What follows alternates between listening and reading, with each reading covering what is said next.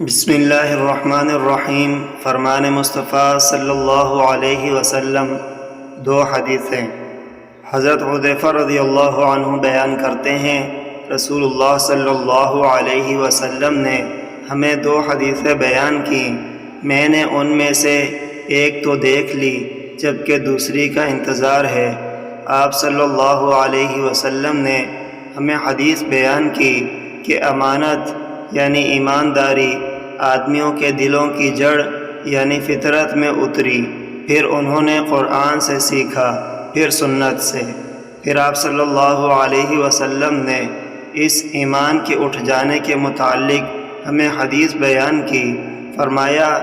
آدمی غافل ہوگا تو ایمان اس کے دل سے اٹھا لیا جائے گا،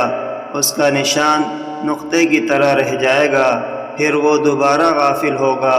تو اس ایمان کو اٹھا لیا جائے گا تو آبلے کی طرح اس پر نشان رہ جائے گا، جیسے تو نے اپنے پاؤں پر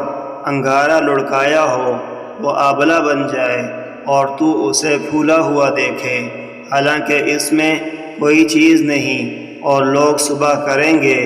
اور کوئی ایک بھی امانت ادا نہیں کرے گا۔ کہا جائے گا کہ فلاں قبیلے میں ایک امانت دار شخص ہے، اور کسی اور آدمی کے متعلق کہا جائے گا